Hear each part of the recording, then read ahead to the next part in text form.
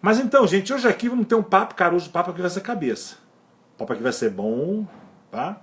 Acho que bastante atual. Nós vamos receber aqui ele que é terapeuta, é filósofo, escritor, professor, e a teoria do movimento tudo certo. Por que tanto conflito? Carlos Florencio. Opa!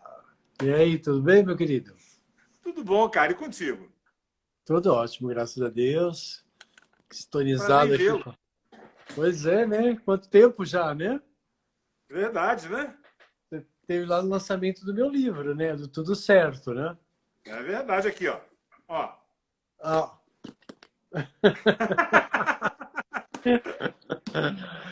Isso eu. É. E aí, você já fez o processo, não? Não, cara, eu confesso pra você que eu nem aprofundei, realmente eu preciso parar e ler seu livro de verdade. Porque, cara, olha só, olha que beleza, olha a grossura. Eu gosto de livro assim, ó. Agora isso aqui, Então. ó. Isso é consistente. Tem propriedade, Aqui né? tem Tem conteúdo. propriedade. 288 páginas você tem que saber escrever, né? Imagina o manuscrito, deve ter sido o quê? Isso aqui no manuscrito, né? Por aí, não é? O manuscrito foram 15 anos, né, de terapia em pessoas para eu perceber e definir e criar a teoria do tudo certo, né?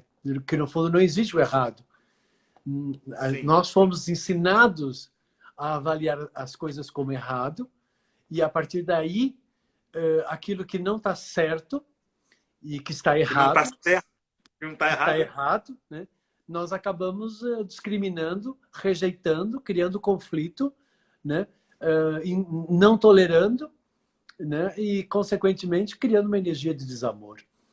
Eu, Entendi. são 30 anos que eu trabalho com pessoas, né? São mais de 30 mil pessoas que já passaram para mim em atendimento pessoal. Então, para mim, assim, o ser humano não é nenhuma novidade. Eu acho que eu digo sempre que às vezes eu conheço muito mais os meus pacientes do que eles a eles mesmos, né? Não E duvido. então, porque para mim já é muito fácil, já deu para mapear todos os tipos de comportamentos, atitudes, já sei o que é que vai acontecer, já sei que aquele comportamento, qual é a doença que vai dar lá no futuro, né? Então, assim, isso é muito legal, porque já te dá uma perspectiva, né, muito boa, né, e o que facilita a pessoa a se entender mais, a se compreender mais, né? E é o que eu amo fazer, né? Então, eu adoro fazer isso, né, de transformar as Eu pessoas. fiquei, eu fiquei, eu fiquei bem curioso, cara, porque realmente é uma coisa que me interessa, me chama muita atenção, essa necessidade do ser humano com essa coisa do conflito, né, cara? Parece que tem um pouco de gozo aí também. O ser humano, ele é muito, acho que desde suas origens, eu vou até me antecipar um pouco aqui, eu falando como leigo, né, e depois É. você vem com seu embasamento, para até dizer, não, nisso tudo que você falou está completamente errado. Mas ao que me parece, a gente indo lá atrás, né, lá nas origens, acho até que eu comentei isso com você no lançamento do seu livro, lá nas origens, né, no início da humanidade, o ser humano ele precisou ser muito violento para poder conquistar o seu espaço, né? Você vê aldeias, cidades, estados, nações foram criadas literalmente na base da porrada, né?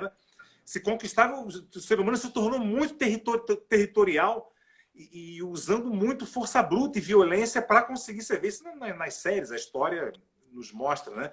Isso acho que tornou o ser humano violento, cara. O ser humano muito violento demais, sabe? Muito conflituoso demais, né? E até que ponto isso não você acha que isso até algum certo ponto influencia isso hoje, a gente hoje em 2020, ter ainda esse comportamento tão bélico, vamos dizer assim? Então, toda disputa de verdades, ela nasce de um conflito, né? De um certo que não aceita outro certo, ou de um certo que quer se sobrepor a outro certo e quer dominar o outro certo porque acha que o certo dele é absoluto, né? Então, nós criamos essa ideia daquilo que nós consideramos como certo e a partir daí isso passa a ser a nossa verdade e tudo aquilo que não está de acordo com isso nós vamos rejeitar, até mesmo porque precisamos que o nosso certo seja certo para que eu possa estar seguro, né? Porque assim, no momento que o meu certo é questionado e o certo do outro passa a ser mais importante do que o meu, eu vou passar a ser errado. E quando eu me considero errado, eu vou me sentir culpado por aquilo que eu sou e as pessoas não querem. E como você mesmo disse, isso é uma coisa que já vem. Eu digo no meu livro, inclusive, eu falo sobre isso, que nós temos 3 referências. Nós temos a nossa referência de natureza, e na nossa referência de natureza, nós queremos sobreviver, nós vamos lutar pela sobrevivência, né? E eu até faço um exercício com os meus alunos. Eu digo assim, pare, feche o seu nariz e feche a sua boca e pare de respirar. Você vai ver que vai chegar uma hora que, independentemente do seu querer, você vai ser forçado a respirar. Então, isso é a sua referência de natureza que quer viver, independentemente do seu querer. Existe uma outra referência, que é a referência nossa de essência. Essência é essa, onde eu considero que todos nós somos singulares, indivisíveis e incomparáveis. E existe uma outra referência, que é a referência de processo, que é a referência que eu vou adquirindo a partir das influências que eu vou sofrendo ao longo da vida. Então, por meio das religiões, né, por meio da política, por meio da sociedade, da família, de uma série de coisas, vamos impondo uma espécie de verdade que é a verdade que você tem que se encaixar. Porque se você não se encaixar, você vai ser ridicularizado, rejeitado, vai sofrer bullying, você vai ser excluído, né? Você automaticamente não vai ser visto com bons olhos, vai ser julgado, você vai ser criticado. Então já existe assim uma bomba de manifestações contrárias a você ser você mesmo, né? Então, quando nós conversamos sobre eu participar da sua live, sobre essa questão do poder de você conseguir ser verdadeiro, né? Porque hoje em dia é muito importante, né? E eu considero muito importante que cada pessoa consiga ser verdadeira. As pessoas, elas não conseguem ser verdadeiras. Por quê? Porque, basicamente, a nossa sociedade, ela estipula que nós temos que ser a cópia do outro. Então, é basicamente como se fosse uma linha de produção onde todo mundo tem que ser, não querendo fazer apologia a nenhuma marca, mas assim, todo mundo é um Fusca. Aí, de repente, se você ousa ser um Porsche, ai, meu Deus, quem é esse cara aí? É um metido, né? Acha que tem uma máquina melhor do que a nossa. Então, o medo de, por vezes, ser ridicularizado, julgado e criticado, faz com que as pessoas acabem por optar ser aquilo que a sociedade quer e, a partir daí, elas criam um conflito com elas mesmas. Então, quando nós falamos em conflito, nós falamos em verdades que não conseguem encontrar uma verdade comum que seja benéfica para ambas as partes, né? E isso faz parte do quê? Da nossa natureza animal. Porque eu tenho que brigar por território, eu quero invadir o outro território, eu quero defender o meu território.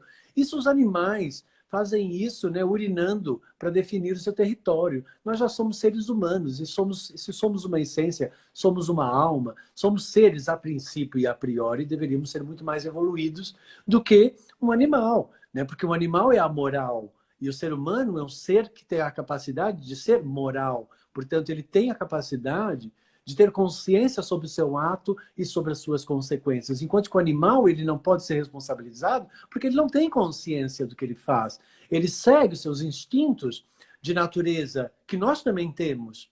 Agora, quando você vê um ser humano gerando conflito, gerando guerra, né? Matando o outro, né?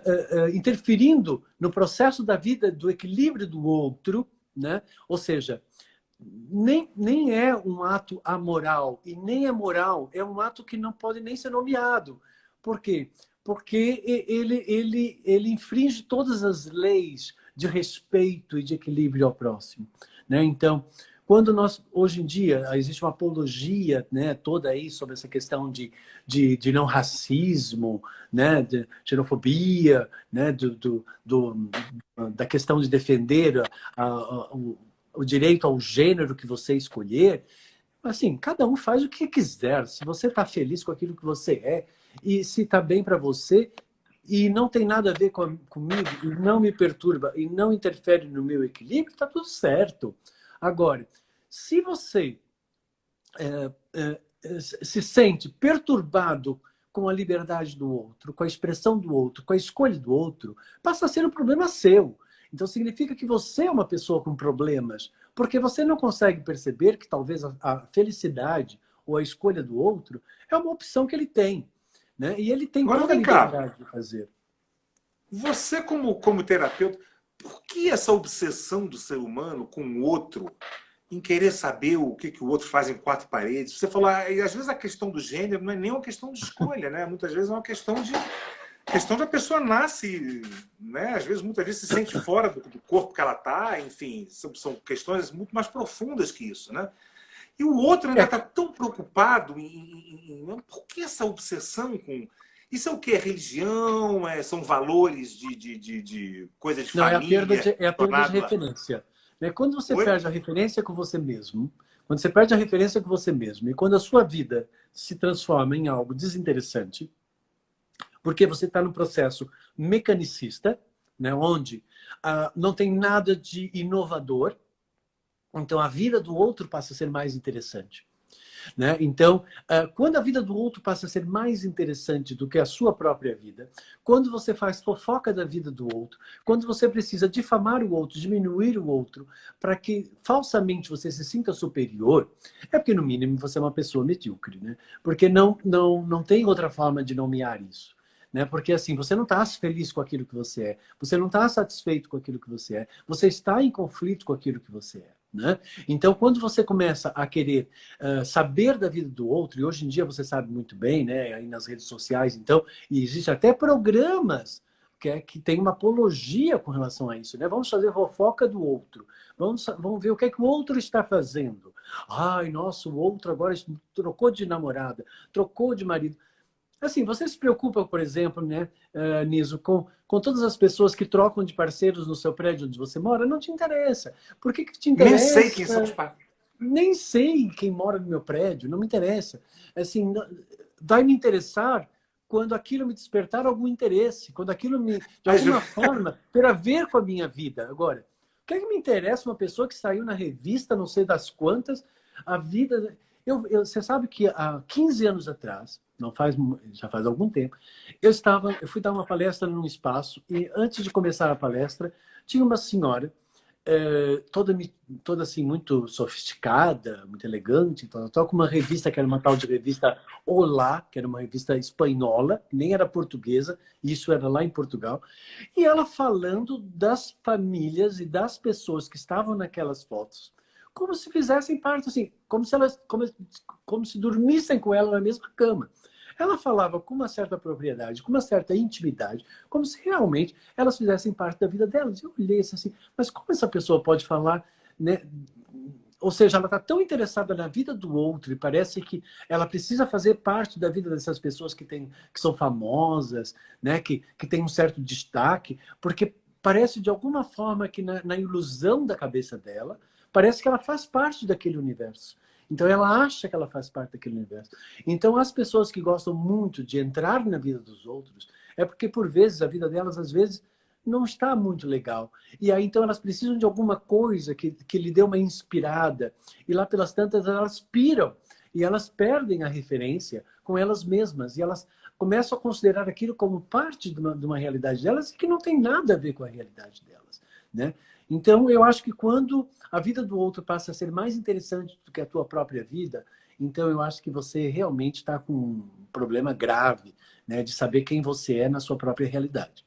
E as redes sociais agora vieram um prato feito agora para alimentar esse... Alimentar um monte de fake news, né? Assim, quando eu falo para você, né, que eu pedi porque eu falei com você para nós conversarmos sobre a necessidade de você ser verdadeiro, né? Quantas pessoas nisso que você... Assim, eu tenho um embasamento na minha família, né? E você também na sua. Né? Nós somos dessa mesma linhagem. Né? Nossos pais eram artistas. Minha mãe era atriz, meu pai ele cantava. Jura? Cantava na rádio de manhã. Né? Naquela época que você ia para... Era ao vivo, não tinha programa gravado. Você gravava ao vivo, você ia lá e cantava. Você fazia novela na rádio, não sei o quê. Então, eu venho dessa época, como você também vem dessa época. Né? Então, nós já éramos diferentes do todo, porque normalmente era tudo encaixotado, né? Todo mundo, era tudo encaixotadinho, tudo bonitinho, tudo certinho, né? E vai para a igreja no domingo às 7 horas da manhã, 8 horas da manhã, e aquela coisa tudo assim muito, muito cartesiana. Então, eu tive o privilégio, como você, né, de nascermos de pessoas irreverentes, autênticas e livres. E isso é muito bom. Isso é muito bom. Então, num primeiro momento, talvez a gente se sinta um pouco estranho, né, um pouco peixe fora d'água, porque as pessoas são diferentes, né? Porque não são iguais a gente. Mas eu nunca, eu era muito novo e eu percebi que na diferença estava uma grande qualidade. E que eu ser diferente, isso significava aquilo que eu era, verdadeiramente. E que aquilo que eu era parecido com os outros era a minha consciência coletiva. E que eu precisava preservar essa minha unicidade. E eu tive uma vida um pouco atípica, né? Tanto é que com 20 anos eu fui para a Europa, né? Fui para Londres, fui para Portugal, morei vários anos lá, depois vim para São Paulo. Eu morei em mais de 40 e poucas casas. Então, é assim, esse apego que as pessoas têm, que talvez de família, de casa, nunca fez parte da minha realidade. Então, ser livre, né, e ser espontâneo, que a minha mãe sempre foi uma pessoa muito espontânea, né, e eu tive uma grande atriz que eu considero o exemplar da espontaneidade. Quem era sua mãe? Então, foi a Dercy Gonçalves, né, que ela foi eu acompanhei ela até ela sair, ela foi minha paciente, e que era uma irreverência em pessoa, era um ícone, né, da irreverência em pessoa. E eu sempre gostei de pessoas que fossem livres, irreverentes. Por quê? Porque eu acho que quando a pessoa ousa ser ela mesma, eu acho que aí ela realmente consegue ser ela mesma. Né? E pessoas que ficam fazendo de conta que são isso, fazendo de conta que são aquilo, preocupada com o que os outros vão pensar, preocupada com o que os outros vão dizer, você fica preso. Você fica coadjuvante do seu filme, né? Sua vida é um filme, né? Sua vida é a sua grande história. Você vai ser coadjuvante da sua biografia, né? Porque você vai ficar em função do que o outro pensa, vivendo em função do que o outro vai... Não, você vai ser julgamentos e aprovações. Você vai ser uma mentira. Né? Exatamente. E como você pode dar credibilidade para uma coisa que é uma mentira? Né? Então você só dá credibilidade para coisa que é verdadeira, né? Então eu acho que eu hoje falo para os meus clientes, para os meus alunos, olha, eu vou fazer você ficar bem contigo mesmo e ser verdadeiro contigo mesmo e valorizar a tua diferença para que dessa forma você se conecte com a tua essência. A partir daí, né? Você bem contigo mesmo, você vai querer algo, alguém ou o que for, que você vai conseguir expandir isso. Né? Porque se você estiver mal contigo mesmo, o que é que vai acontecer? Você vai querer uma pessoa para fazer você ficar bem. Você vai querer uma situação que vai fazer ficar bem. Você vai virar uma espécie de obsessor vivo. É um obsessor vivo. Você quer sugar do outro, suga, né? E usa o outro só para preencher você mesmo. Né? Então, ou seja, você não está realmente preocupado em ter uma relação com a outra pessoa, mas sim um processo egoísta de ter uma relação apenas com você mesmo, porque no primeiro momento você quer usar o outro para apenas preencher aquilo que você não conseguiu desenvolver dentro de você mesmo. Então, ou seja, é uma relação por deficiência, que é o que eu chamo, e não uma relação por eficiência. Então, como você vai conseguir ser você mesmo numa relação por deficiência? Onde eu te dou o coração, né? E você me dá as pernas. Eu dependo da tua segurança e você depende do meu amor. Que bela relação que a gente conseguiu, não? Dois deficientes, como? Né? Então não dá, né? É igual dois mancos, um querendo ensinar o outro a caminhar. Não tem como. A coisa não vai. A coisa não vai. Então, assim, você tem que assumir aquilo que você é. Seja como você for, da forma que você for, né? Assuma aquilo que você é. Agora, não é muito legal quando as pessoas elas começam a fazer de conta que elas são uma coisa que elas não são. Aí o que acontece? Num primeiro momento, elas conseguem até manter aquilo. Mas, assim, no máximo, é o que acontece nos relacionamentos. No primeiro ano, você acha que você está vivendo realmente aquilo que você imaginava. Depois, no segundo ano, você começa a achar assim, epa, tem alguma coisa estranha aqui, né? Aí, no terceiro ano, você constata que realmente não era nada daquilo que você pensou no primeiro ano, né? E aí começa a cobrança, que você tem que ser aquilo que eu achava que você tinha que ser no primeiro ano. Né? E aí, quando você vê, vira o caos o relacionamento. Por isso que, hoje em dia, os relacionamentos só estão durando 3 anos, né? No máximo, né? Antigamente durava porque a mulher, quando a mulher não existia depois, no primeiro ano, no segundo ano ela continuava não existindo e no terceiro ano ela sumia. E aí, então, dali para frente, ela sucumbia e aí o relacionamento funcionava. E o homem era a mãe. Né? Que era o caso dos nossos avós, né? Exatamente. Nossos avós. Por que duravam os relacionamentos? Porque uma pessoa sempre tinha que pagar o peso da não existência. Né? Não, e não tinha relação, não tinha comunicação, não tinha conflito. Não tinha nada, não tinha Não tinha, questionamento, não tinha nada. Por isso que... não tinha. Então, hoje em dia, quando as pessoas caem na real de que não é nada daquilo que ela pensava, aí os relacionamentos começam a entrar em conflito. Aí esses conflitos começam a entrar uma guerra contra uma outra guerra. Aí as pessoas querem que a verdade dela seja absoluta, que o outro se transforme naquilo que ela acha que é o certo.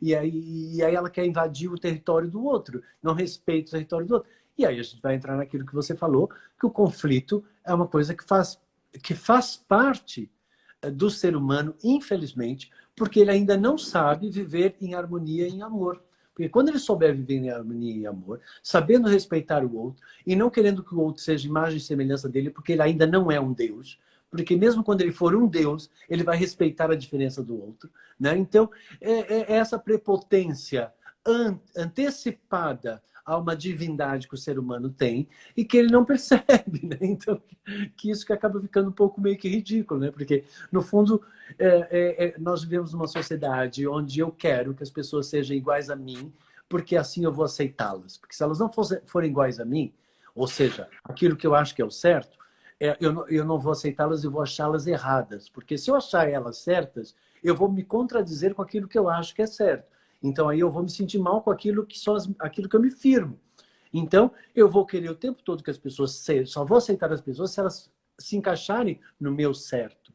E eu vou querer o tempo todo me encaixar no certo delas para eu me sentir parte da vida delas. Aí a pergunta é, se eu estou o tempo todo tentando me encaixar no certo delas para me sentir amado e aceito pelos outros, e se eu só estou aceitando as pessoas se elas se encaixarem no meu certo, quem é que está certo no meio disso? Quem é que está sendo verdadeiro no meio disso? Ninguém. Por quê? Porque não existe uma verdade aqui. Né? Então, não existe uma verdade porque existe uma mentira. Porque eu estou fazendo de conta que eu sou uma coisa que eu não sou e eu não permito que o outro seja ele mesmo. Eu só permito se ele for uma coisa para se adaptar àquilo que eu permito. E é isso que é o grande problema nos relacionamentos. E é por isso que as coisas hoje em dia, antigamente, durava um pouco mais, mas hoje em dia não está durando por causa disso. Por quê? Porque as pessoas começaram a perceber que antigamente as pessoas já estavam sozinhas. E agora, nos relacionamentos, elas também estão sozinhas. Eu digo sempre que o mal do século é a solidão. Então, ok, vamos imaginar uma humanidade sozinha, as pessoas sozinhas, elas indo para as festas, se divertindo, bebendo, ficando louca, achando que elas estavam no máximo, arrasando e não sei mais o que, não sei mais o que. Aí vem um Covid-19 e diz assim, você não é nada disso, tudo isso era uma grande mentira, vou te colocar sozinho dentro da tua casa, ou tentando conviver com as pessoas que você diz que você ama, e aí vamos ver se você aguenta.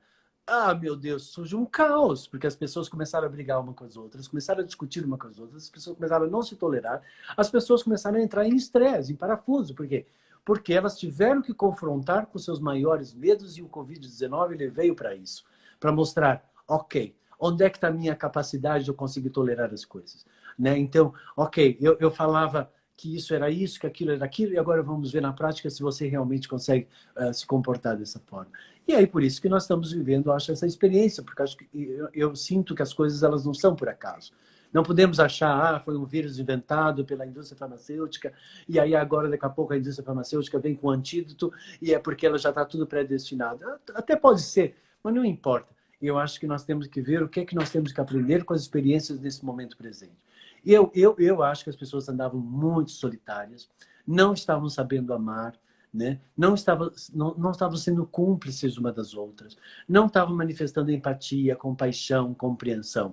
Elas manifestam pena, né? Que não tem nada a ver com compaixão, porque elas se sentem melhores do que a outra pessoa que ela tem pena, que eu explico inclusive no meu livro, que você não pode ter pena de ninguém, porque cada um é responsável pelo seu processo, e cada um plantou para colher o que está vivendo, né? Então a gente pode ser solidário, né, tentar fazer a pessoa gerar a consciência para que ela possa ultrapassar aquele obstáculo da vida dela. Aí, assim, eu estou realmente sendo um instrutor, eu estou realmente ajudando aquela pessoa, porque eu estou facilitando ela sair daquele processo, mas com a consciência para que ela nunca mais volte para aquilo. Então, eu estou sendo, no fundo, um terapeuta. Né? Agora, como estava a coisa antes, que as pessoas facilitavam umas às outras, será que nós ajudávamos ou nós atrapalhávamos? Então, quantas relações que a gente via que as pessoas, no fundo, ficavam dependentes umas das outras, Será que eu estou ajudando ou eu estou atrapalhando? Né? Será que eu estou ajudando essa pessoa, dando segurança para ela, ou eu estou impossibilitando ela de desenvolver a segurança nela mesma? Então, como que realmente eu estou ajudando ou eu estou atrapalhando? Será que eu, tornando essa pessoa dependente de mim, é porque eu quero ela perto de mim ou porque eu quero resolver a minha solidão? E por isso eu vou transformar ela independente de mim e eu vou dominá-la.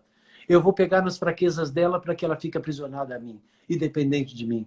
Então, essas reflexões eu acho que todos nós temos que fazer um dia na vida para saber que tipo de relações que realmente nós temos na nossa vida, que é uma expansão daquilo que eu sou e não para suprir aquilo que eu não sou ou para aprisionar o outro naquilo que ele não conseguiu ser até o presente momento. Entende? Então, é uma relação por deficiência ou é uma relação por excelência? A relação por excelência, eu sou, você é, e nós dois juntos, pá, a gente expande. Agora, se não é isso, como que uma força que se une a outra força, uma supre a outra força? Não existe força.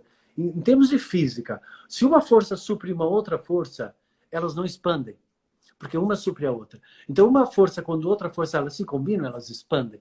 Então, quando um homem é uma força, uma mulher é uma força, ou o que for, dois homens ou duas mulheres, não importa o que você gosta né, paladar é uma questão muito pessoal. E aí você expande. Agora, senão, não tem como, porque você vai ficar sempre uma energia suprindo uma outra energia, né? Então, assim, eu estudo muito, né? Me preocupo bastante, quero saber muito sobre a evolução da humanidade. Tive o privilégio de 10 anos, quando eu morei em Portugal, o meu consultório ser no Centro de Astrologia Português e tal, né? Então eu falava muito da nova era, a era da liberdade, né? A era de Aquário, lembra daquela música, né? Dos anos 70, né? Que todo mundo livre e tal, né? Então a era de Aquário, vai chegar a era de Aquário e tal. E eu cheguei à conclusão de que, assim, como que nós vamos entrar numa era de Aquário, que é uma era de liberdade, se a pessoa ela está presa nas drogas, ela está presa no álcool, ela está presa num relacionamento por deficiência, ela está presa em alguma coisa? Como que ela vai conseguir chegar lá? Então, ela só vai conseguir chegar lá se ela estiver realmente livre, né? Então, como ela vai conseguir chegar lá livre? Então, é isso que eu percebi recentemente nessa mudança dos relacionamentos. Se você parar para pensar um pouquinho, até os anos 50, né, os relacionamentos eram de uma forma. Depois dos anos 60 veio de uma bagunçada, e os anos 70 também, né, que dizem que desceu nessa altura um raio de Urano e que foi o princípio da era de Aquário. Por isso que todo mundo resolveu. Aí surgiu os punks, surgiu os rockabillys e tal, né, surgiu os hippies e não sei o quê. Todo mundo, né, por uma liberdade, somos a liberdade. Também surgiu as drogas, surgiu algumas doenças também venéreas, né, nesse mesmo período. Tudo surge. Que é a liberdade sexual, né, por causa da pílula também, né? A pílula foi uma liberação. Foi toda uma liberação. Ou seja, então os anos 60 e 70 foi como se fosse uma espécie de ok, tome um pouquinho da liberdade e vamos ver se você consegue lidar com isso. E você viu o caos que foi, né? Que foi, ao mesmo tempo foi muito libertador, mas ao mesmo tempo foi bem caótico aqui para o Brasil também, né? Aquela coisa da época militar, toda aquela repressão, opressão. Então, nós todos estávamos querendo o quê? Liberdade, né? Liberdade. Aí depois dos anos 80 veio, os anos 90, ou seja, agora, o que é que está sofrendo a nossa geração? A nossa geração chegou à conclusão de que nós não podemos ser aquilo que nossos avós eram, né? Antes dos anos 50. Nós não podemos ter aquele tipo de relacionamento mais, onde um tinha que deixar de existir e só o outro era o provedor. Não existe mais isso. Hoje a mulher é provedora, hoje o homem é provedor, né? E aí, então, não podemos mais aquilo, mas como podemos? Então eu digo que nós estamos numa espécie de entre-safra, onde a gente não sabe, a gente sabe o que não pode plantar, mas não sabemos o que vamos plantar. Aí no meio disso, que foi os anos, né, 60, 70 foi aquela libertação, 80, 90, 2000, 2010, aí chega aqui agora em 2020, veio uma Covid-19 e diz assim, ok, agora vocês vão ter que saber o que é que vocês vão plantar depois dessa pandemia. E aí é isso que vai ser a nova sociedade. Como vai ser fundamentada a nova família, né? Com a questão também, né, dos conflitos, pegando nessa questão das guerras e tal, existiu também, antes dos anos 50, o Estado era responsável pela educação das crianças. Foi até os anos 60, foi até os anos 70, anos 80 estourou. o Estado deixou de ser responsável pela educação dos nossos filhos. Quem é que passa a ser responsável pela educação dos nossos filhos? Os pais. Os pais já não estavam mais no processo antes dos anos 50, onde um tinha que ser o provedor e o outro não existia. E aí o que aconteceu? Houve uma explosão das famílias. Não existe família. Aí então, o Estado não é responsável pela educação dos filhos. A família é que é responsável, mas a família está destruída. E aí, então, como é que estão as nossas crianças? Estão sem referência, porque os casamentos não estão durando, o Estado não é responsável pela educação, e essas crianças elas estão meio que perdidas, tendo que se reeducar e educar meio que sozinhas, dentro de um momento onde não existe místico, não existe oculto, porque hoje em dia você consegue fazer um saravá, você consegue fazer uma magia, você consegue fazer o que você quiser pela internet. Não existe mais nada místico, não existe mais nada oculto, você consegue fazer o que você quiser pela internet. Então, ou seja, eu acho que o universo, de repente, nos deu toda a liberdade para você conseguir ser livre, ser você mesmo, e agora como você vai lidar com essa liberdade? Então, nós estamos num momento que nós temos que ter critério. Porque se nós não tivermos critérios, se nós não soubermos lidar com essa liberdade, nós vamos sucumbir pela própria liberdade que nós mesmos adquirimos, né? Então, que é a liberdade da escolha que vai conduzir para aquilo que vai formar na nossa realidade. Então, é isso que nós estamos passando hoje em dia. Nós estamos precisando nos reinventar, criar uma nova forma de estruturação das nossas relações, né? Então, não é todo mundo quer amar, ser amado nisso. Você sabe disso, todos nós queremos ser felizes, estar em paz com nós mesmos. Quem não quer isso, né? Todo mundo quer, né? Agora, e hoje em dia está tudo muito livre, você pode fazer realmente o que você quer. Mas assim, você também tem que ter um pouco de critério. Não é pura e simplesmente eu resolver ser aquilo que eu quero, porque eu estou à procura de mim mesmo, ou seja, eu estou perdido, estou procurando por mim mesmo, e eu acho que aquilo lá vai me dar um caminho onde eu vou me encontrar. Então, tem que ter uma certa referência. Então, o ser humano hoje, ele perdeu muito dessas referências, e por isso, cada um vai fazer as suas escolhas, e as suas escolhas vão levar para o processo, e esses processos é responsabilidade de cada um. Consequentemente, esse resultado vai estar certo. Então é assim, está tudo certo. Por isso, cada um faz as suas escolhas e está certo. Quem sou eu para condenar as escolhas de quem quer que seja?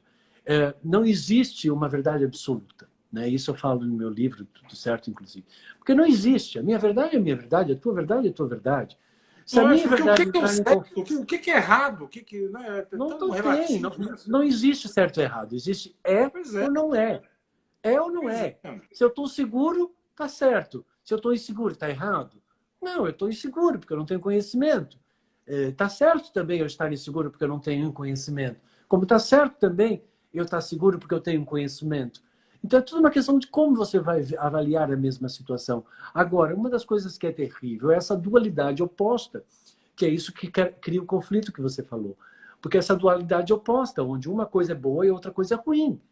Quem é que vai querer entrar dentro dessa lista das coisas ruins? Ninguém vai querer. Todo mundo vai querer ficar nessa coisa do boa. Mas muitas vezes você não consegue entrar na coisa do bom, porque você não tem o conhecimento, né? Porque, sei lá, as suas referências são outras. Então, você faz de conta que você está na coisa do boa, mas você não consegue se manter. Então, vira um caos. Agora Então, vem cá. Ah. Cara, e essa polarização, essa coisa do ódio e dessa polarização, que é uma coisa que está mundial isso, né?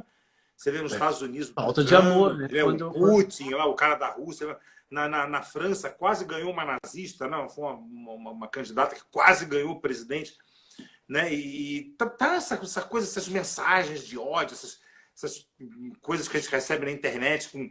O que você acha? Por que chegou a esse ponto? Assim, o ser humano está nesse momento assim tão... Eu acho que nós estamos precisando de novos valores, né? E eu acho que no momento que você está vivendo tantos conflitos, onde nós estamos vivendo uma terceira guerra mundial, que é esse vírus, né? Sim. Esse inimigo invisível que a gente não sabe onde está, em que superfície que está.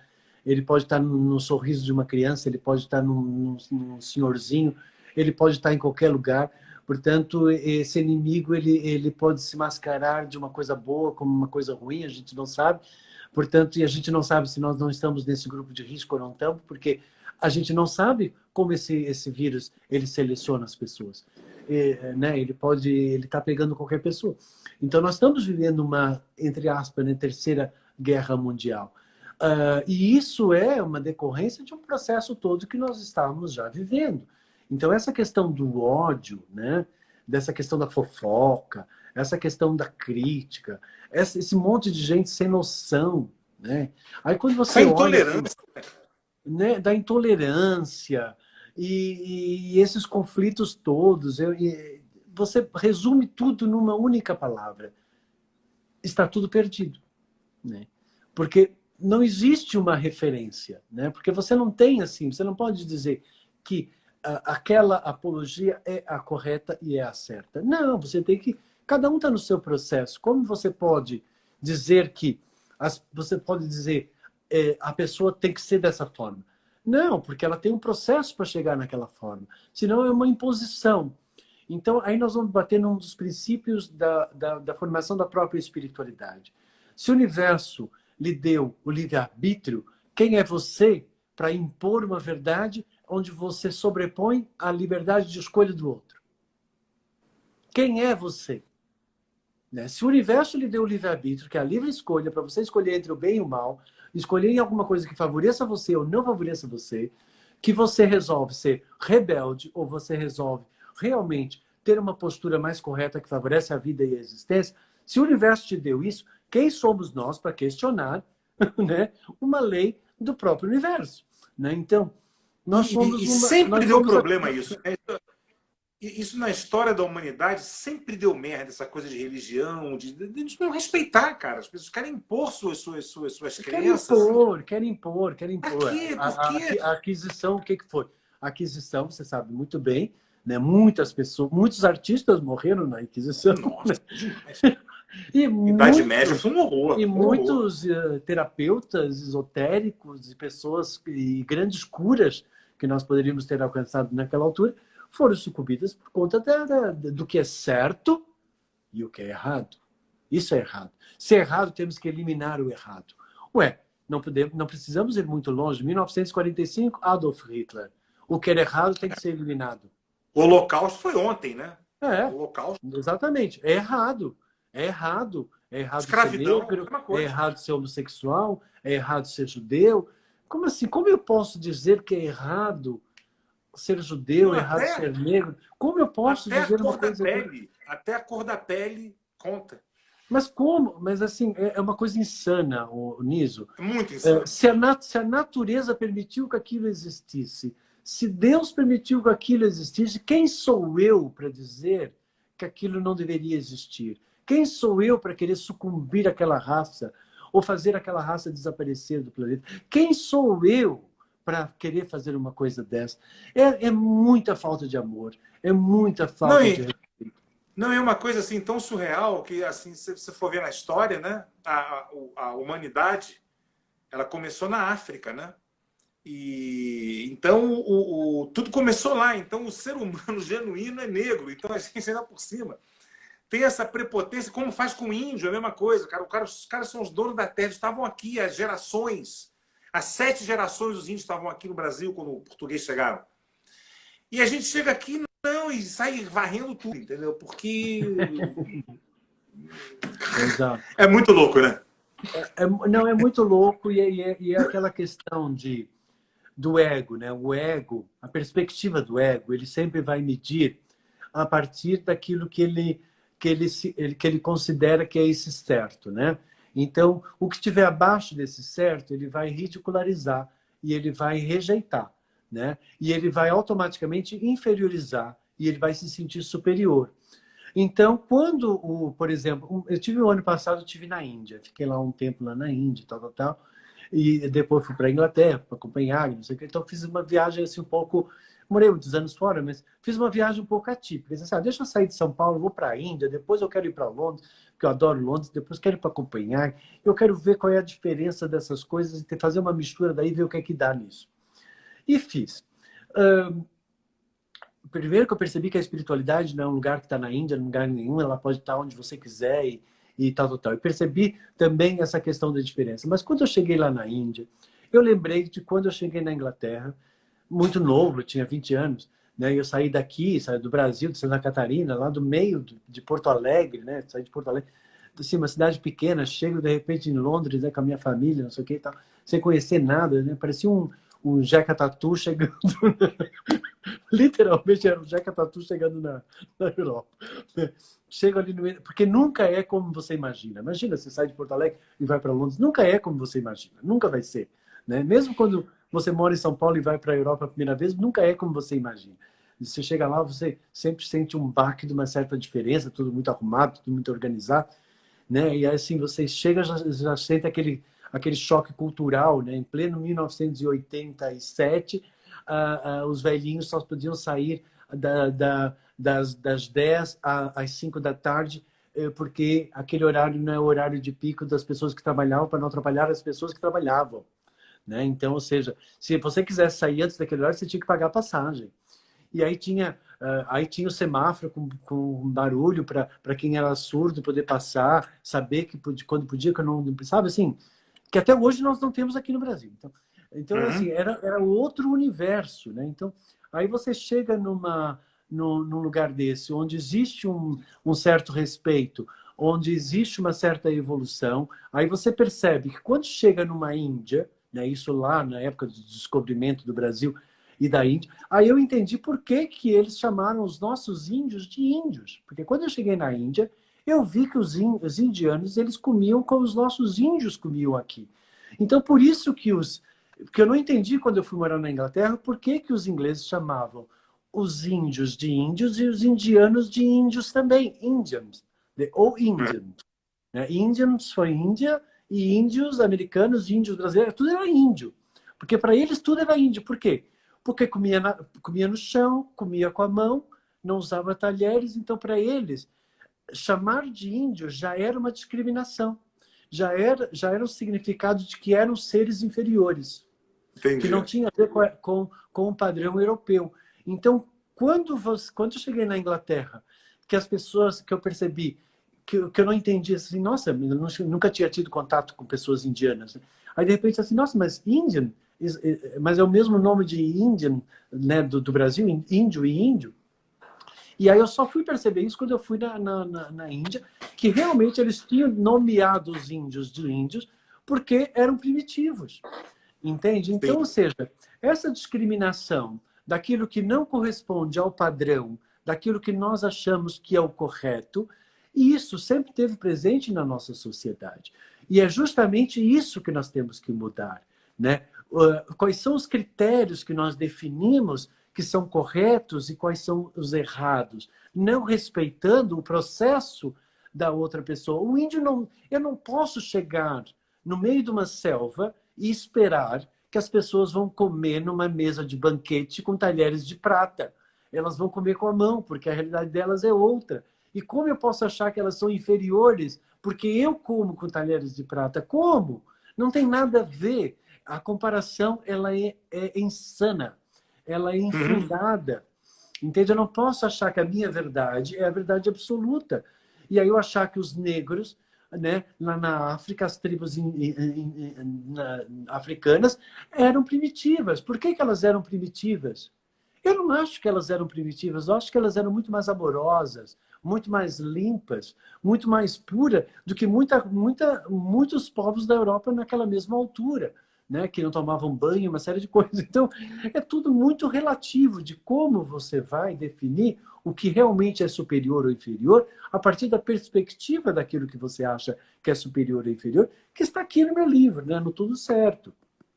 Que aqui eu disse assim, eu vou conseguir, né? Quando eu escrevi esse livro, eu disse assim, eu vou conseguir ir na raiz de onde surge a discriminação, onde surge o conflito, onde surge a intolerância, onde surge o preconceito, né? A rejeição, porque eu precisava encontrar isso. Por que eu precisava encontrar isso? Porque 30 anos trabalhando com as pessoas, todas as pessoas têm crise amorosa. Todas. Não existe Sem pessoa que exceção, não tem né? crise amorosa. Não existe.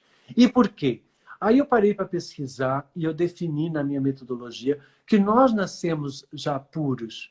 Nós nascemos puros. Nós nascemos amorosos. Nós nos sentimos perfeitos. Mesmo que a gente é aleijado, quando criança, a gente não acha que a gente é imperfeito, porque a gente não tem esse juízo de julgamento, né? Nós somos espontâneos e nós somos livres. Nós não discriminamos, nós não julgamos, nós não criticamos, nós não difamamos, nós não fazemos isso. A gente vai aprendendo depois que a gente vai para a escola, depois dos 7 anos de idade, que a gente começa a aprender essa poluição que a sociedade nos impinge e que nos transforma num ser supostamente mais evoluído, mas que é menos do que o próprio aborígene, porque o aborígene, eu acho que ele valoriza muito mais a vida do que nós. Entende? Então, com certeza. Eu acho que é isso que esses valores que eu acho que nós precisamos modificar. E quando eu escrevi meu livro do Tudo Certo, foi para tentar trazer uma nova perspectiva, uma nova forma de você olhar a realidade, né? Então, quando você olha tudo e você percebe que tudo está certo, já dá um alívio, porque a sua tendência é achar que está sempre tudo errado. Eu estou errado, né? A sociedade está errada, o governo está errado, né? Aquele ator que está atuando lá está errado, está tudo errado. Então, a tendência de você falar mal é muito maior do que você propriamente falar bem. Porque as pessoas... Porque as pessoas têm medo de falar bem. Por quê? Porque quando ela fala bem do outro, ela, sem querer, ela vai se comparar. E ela vai se sentir inferior. E aí ela vai se sentir mal com aquilo que ela é. Então, muito mais facilmente, ela vai dizer, aquele lá conseguiu porque deve ter feito alguma falcatrua. Ele deve ter logrado alguém. Então, assim, né? Ao mesmo tempo que eu posso dar um elogio, eu vou tecer um comentário para desmoralizá-lo, porque eu preciso daquilo, porque eu preciso abafar ele para eu não me abafar. Então, essa tendência desse ego e dessa forma como as pessoas medem a relação dela com o seu meio é uma coisa que não é uma coisa que nasce na nossa essência. Nós aprendemos isso na nossa sociedade, né? Que é mal educada, que foi mal organizada, mal estruturada, onde ela não favorece a vida, ela não favorece a existência, ela não é amorosa de forma alguma. Porque como ela pode ser amorosa desse jeito? Como eu não posso respeitar uma pessoa? Não me interessa. Não existe o superior. Eu falo no meu livro, inclusive, não existe superior e inferior. O superior, eu considero o outro inferior porque eu me considero superior. Agora, quem é que me disse que eu sou superior? Porque eu tenho mais dinheiro? Porque eu fiz uma faculdade? São essas hierarquias que a sociedade impõe. É o CEO da empresa, é o sargento, é o cara, entendeu? Que são não, mas uma das coisas que eu acho que é nisso que não é legal é que justamente quando você atinge, supostamente, de acordo com a perspectiva dessa pessoa, um patamar mais elevado, você tem que respeitar todos os patamares que estão inferiores. Por quê? Porque se você elevou o teu patamar, é porque um dia você esteve também num patamar mais baixo. Você veio do mais baixo para o mais alto. Se você veio do mais baixo para o mais alto, porque ninguém nasceu CEO, você nasceu lá com a tua mãe, entendeu? Que teve que lavar a sua bunda e não sei mais o quê, desculpa a expressão, mas é que é mesmo isso. Então você transformou no CEO, mas antes você precisou que te desse papinha na boca. Então, assim, quem você acha que você é? Entende? Você não é esse cara com essa bola toda. Então, é assim. Então você tem que entender que você chegou nessa amplitude porque você veio de uma coisa mais baixa. Então respeite aquilo que você já foi e que o outro está sendo, né? Porque quando você nasceu, você não tinha nada. Eu acho incrível. Eram assim, teus pais que talvez tinham alguma coisa, né? Eu acho incrível até a gente ter que ressaltar isso, né? A gente está até tendo que falar isso aqui, quando seria a coisa mais óbvia. E você pode ver pela sua experiência, eu tenho certeza que você vai concordar comigo, que pelo menos 90% das pessoas que ascendem, né, que, como você falou, vieram lá de baixo, ninguém, é muito raro, não sei, uma pessoa que herde uma fortuna absurda, mas mesmo assim, para você administrar aquilo e manter, fazer aquilo continuar sendo um sucesso... Mas não é teu, não existe isso, você não nasce rico. Quem nasce rico, você nasce numa família rica. A família que tem. E você caiu ali. Você só vai ter aquilo depois de um certo tempo, talvez, né? Sim, sim. Mas isso não... E se você teve esse privilégio, esse universo, é isso que eu acho que falta nas pessoas, essa espiritualidade, essa amorosidade.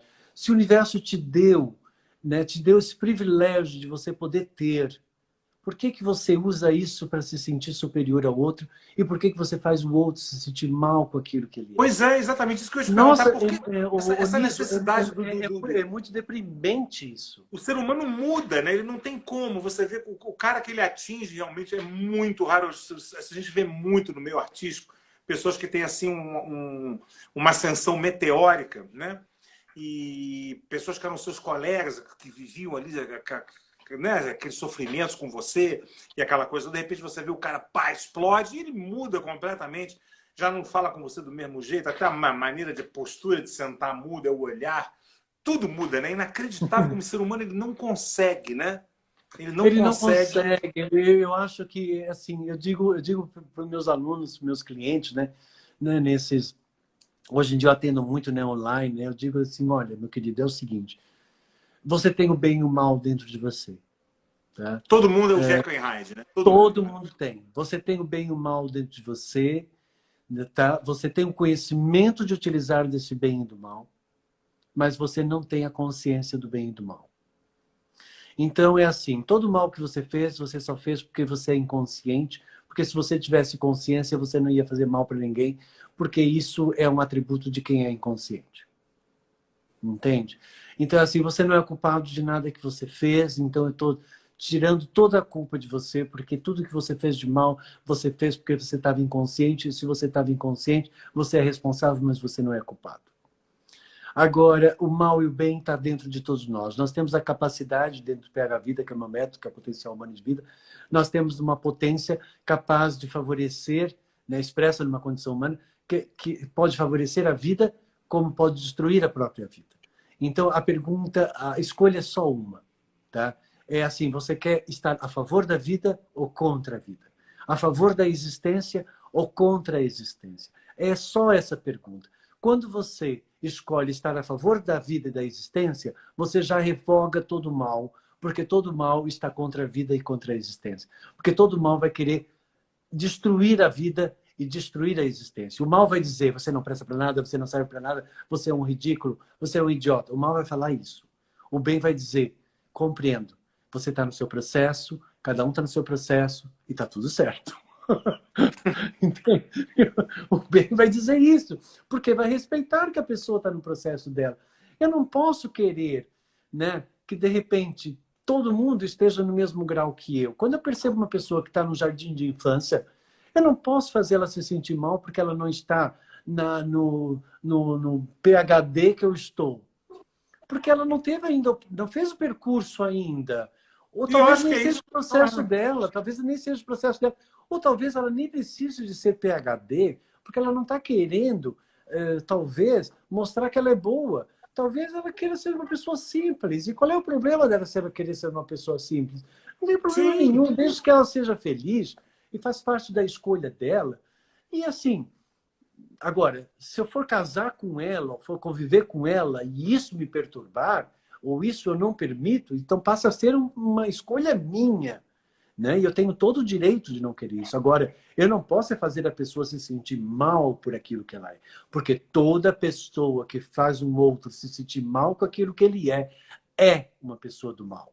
E se você é uma pessoa do mal, você não tem ética, você não tem superioridade, você não tem moral, você não tem ponta por onde se pegue que eu possa dizer que você é uma pessoa que vale a pena se manter uma conversa ou um interesse que seja agradável. Isso é fato. Pois é. E as Entende? diferenças são tão fascinantes. Não sei por que essas pessoas se preocupam tanto. Tão bonito. Isso é o que torna o mundo fascinante, né? As diferenças, raças e religiões e gêneros e escolhas e Então, mas cores. infelizmente, Liso, na minha pesquisa eu percebi que todas as grandes civilizações que nós tivemos, todas elas sucumbiram por um problema de poder, de ego, de se achar superior aos demais. Todas. Cadê os egípcios? Acabaram. Os romanos? Acabaram. E Alexandre o Grande? Ficou Alexandre Pequeno, sumiu. Tá tudo aí. Todos sumiram. Por Estados quê? Unidos, pelo visto, está indo pelo mesmo caminho, né? tudo. É assim, Venezuela, tudo.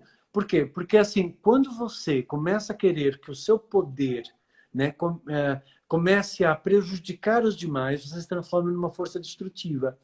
Então, não existe evolução que não seja o poder para o amor. E quando é o poder para o amor, existe o respeito, né? Então, pode ver, todos os grandes povos sucumbiram quando eles acharam que eles eram superiores. Hitler sucumbiu, todos sucumbiram, né? Por quê? Porque não conseguiram chegar no próximo patamar, que era: vamos nos transformar, já que temos o poder de transformar isso numa coisa amorosa, mas não. Temos o poder de humilhar, de destruir o outro, porque queremos ser mais superiores, porque queremos conquistar, porque no fundo somos seres fracos, porque no fundo somos pessoas que precisamos de conquistar o outro para nos autoafirmar. Toda pessoa que precisa diminuir o outro, difamar o outro, conquistar o outro para se autoafirmar, é uma pessoa que não existe. Isso é fato. Ela não existe para o universo. Ela existe para o micro-universo que ela acha que ela domina e que é limitado de acordo com a perspectiva medíocre que ela vive. Isso é fato.